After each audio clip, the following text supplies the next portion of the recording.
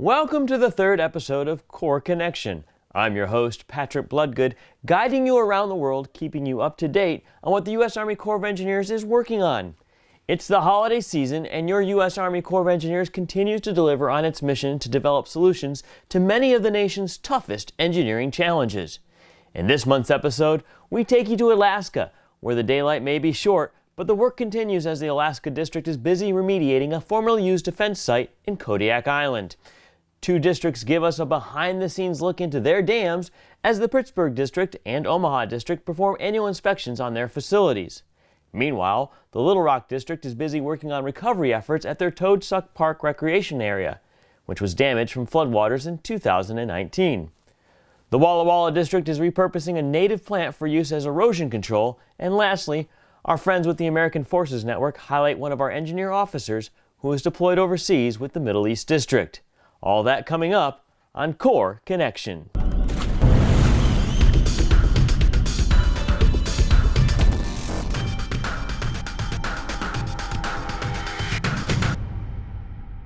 The U.S. Army Corps of Engineers is working to remediate formerly used defense sites around the nation, making them environmentally safe and, in many cases, acceptable for development and reuse by local communities.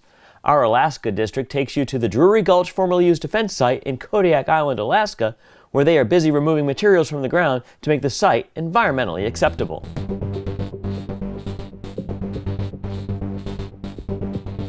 The Navy used the gulch from 1939 to 1975 as part of the Kodiak Naval Station. The 10 years before the Navy left Kodiak was the most prominent time when the gulch was used to store and, as it turns out, dispose of various wood and metal debris. Rerouting of the Rezanoff Highway closer to the gulch, they encountered a lot of that buried debris. And of course, as part of the road construction project, they ended up disposing of a lot of it off-site, and some of it was buried in place again. But it wasn't really recognized as an environmental concern until that road project. The first sampling that took place in the gulch was some waste characterization sampling done by the Coast Guard. That was in 1993, and what they found out is that there was a high unacceptable level of PCBs in the sediment, the drainage in the gulch. Following that sampling, because the contamination was from former military activities, a project was created, approved under the formerly used defense sites FUDS program for the Drury Gulch. As with many of the projects, is working with the people involved, working with the Coast Guard and state and federal regulators and the local corporations and tribe to ensure that the remedy stays protective over time. I think the important thing to remember is that Drury Gulch still requires a bit of monitoring and maintenance, and that the Army Corps of Engineers will be here now and in the future to ensure that that remedy is protective, remains protective. More than 5,000 formerly used defense sites have been identified nationwide for investigation and cleanup. Of these sites, cleanup has been completed on more than 3,500 of them. To learn more about the FUDS program, visit fuds.mil. A link is being provided in the video description. Moving back to the lower 48, the Pittsburgh District continues its rigorous operations and maintenance program on the many civil works projects they are responsible for. This past month, engineers performed an annual inspection on the Youghiogheny Dam to make sure it's performing as designed.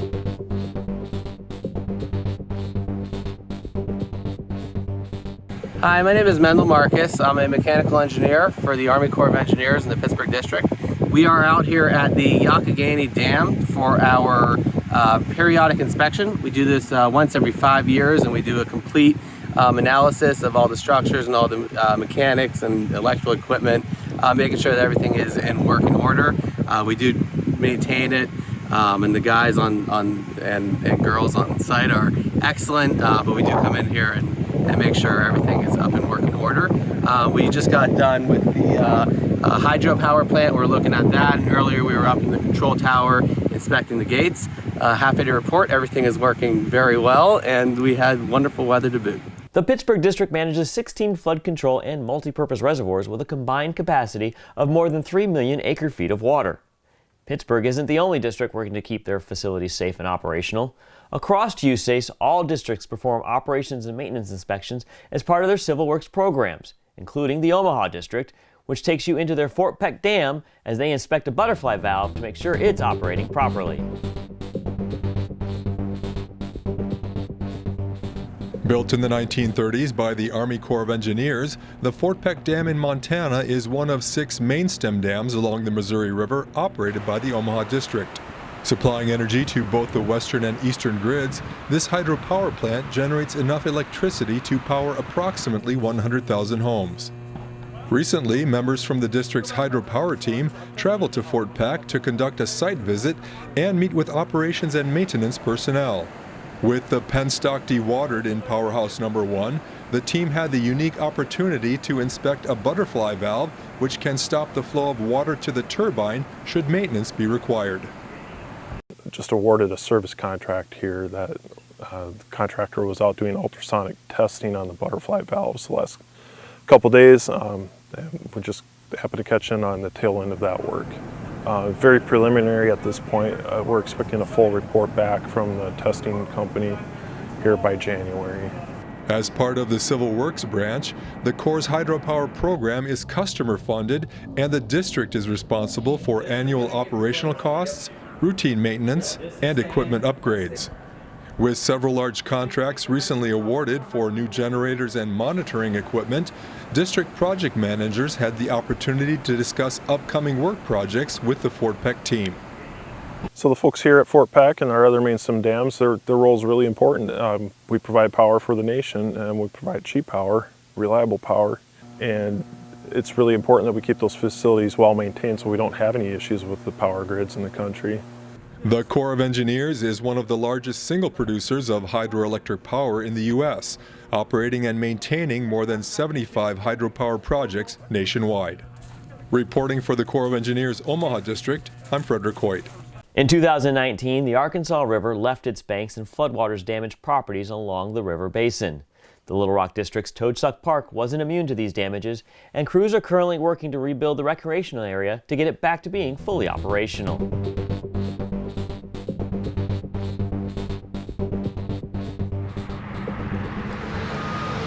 Hi, my name's Ryan King. I'm a park ranger for the Corps of Engineers on the McClellan-Kerr Arkansas River Navigation System. Today, we're here at Toadsuck Park to look at some of the damages that were sustained during the May 2019 flood and take a look at some of the recovery efforts. Some of the damages that were sustained here at Toadsuck Park were damage to our campsites. We also had shelters and restrooms that were completely inundated with water. We've gotten a lot of questions as to why Toadsuck Park has remained closed, and a lot of the other parks on the Arkansas River have already opened. A lot of the problems with Toadsuck Park is there's a lot of damage that is unforeseen that needed repairs prior to us opening the park, and that's what's ongoing today. We've got drainage issues that we're trying to repair, water lines that are busted that you can't see from the surface.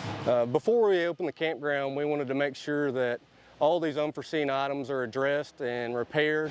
We've got construction crews out here working diligently to restore the damages, and we're being optimistic about possibly being able to open the campground at the beginning of the year. So as you can see, looking at this canopy here, there's still damages that need to be repaired.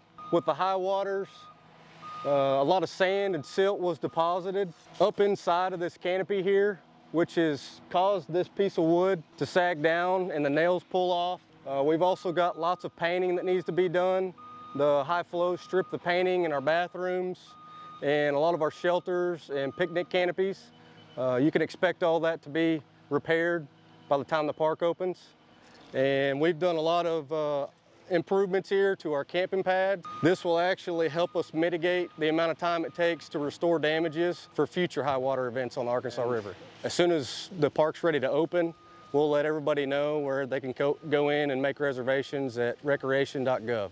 Keeping the ground in place and working to prevent erosion is a major concern for the U.S. Army Corps of Engineers, which manages thousands of miles of shoreline along many of America's lakes and rivers. USACE's Walla Walla district is using a native plant in Washington to help keep soils from being washed away by river currents.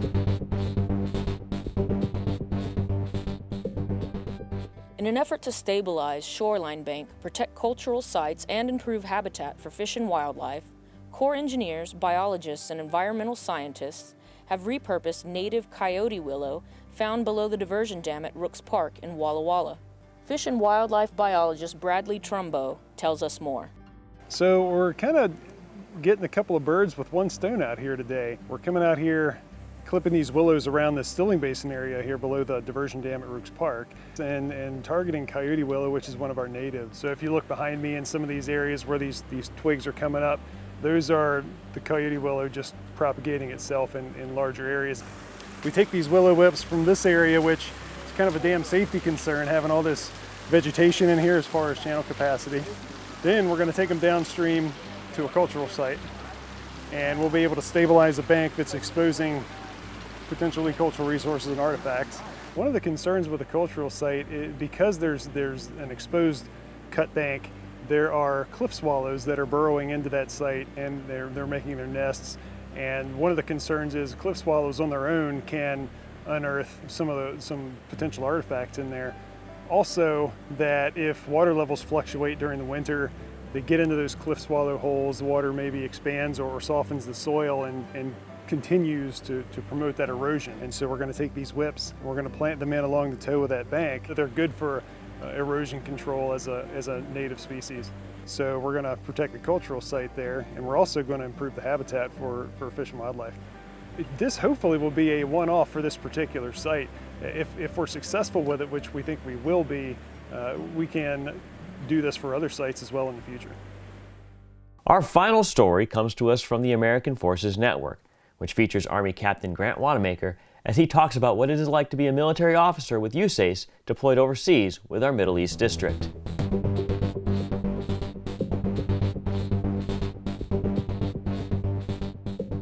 The best, most basic question, right? That's actually an evolving thing.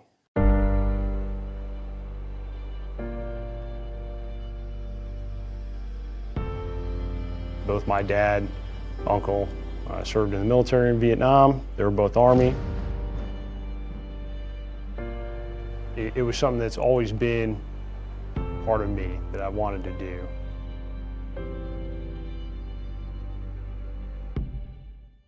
So I've always liked building things, just playing in the dirt, doing Lincoln Logs, that kind of stuff.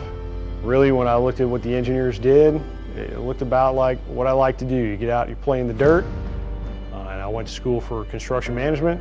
So I said, hey, that building thing sounds about right too. It's what I'm going to school for. As soon as I sat down with that Army engineer brief, that was the one. Starting out, 1st Engineer Battalion, Fort Riley, Kansas. That was the combat role. Went to Afghanistan with them, did route clearance. Not a whole lot of construction where we were. Now, with the Army Corps, I get to circle back and say, hey, I'm getting back to what I went to school for. And if I told Cadet Wanamaker that he was going to be doing this, he'd never believe you. Never did I ever think that I would be in an overseas location trying to build the infrastructure. I'm used to, you lay the map out on the Humvee and everybody gets their assignments and then we figure it out as we go to these operations. Whereas with USACE, I'll tell you, you have to be right. Foundation can't be 1 inch and 1/4, it has to be 1 inch. And so that precision you have to remember with USACE. You have to be the ones that take a little bit of extra time, but in the end you are exactly right when you do your work. I was prepared for the basic discipline of the Army, but as far as what you do and the breadth of what you cover, I had no idea. And I know at this point, being in 03, I still have no idea how far it can quite go. But as you progress, you start seeing, hey, I can really make a difference in people's lives. And if I do things well, I can make a very positive impact. So I know that, really it's just the start of it. So that does it for this edition of Corps Connection. No, wait, we do have one more item. It is time for the annual Army-Navy game, that mid-December tradition where the friendly rivalry between two older branches of service, sorry Air Force, you just don't rate, comes out in full display on the gridiron. And while this host may be rooting for the service that typically attacks from the water, I'd be remiss if I didn't include the Chief of Engineers' message for this year's game. Hey Army team, my name is Lieutenant General Scott Spellman and I am the 55th Chief of Engineers. On behalf of the 36,000 men and women serving in the U.S. Army Corps of Engineers and our 90,000 engineer soldiers serving around the globe, we just want to say, go Army, beat Navy!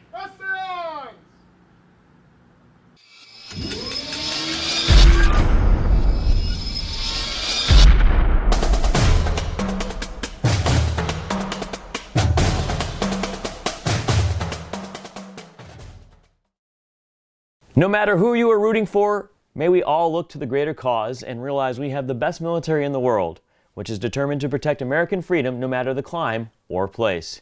Have a wonderful holiday season, and we will see you next month on Corps Connection.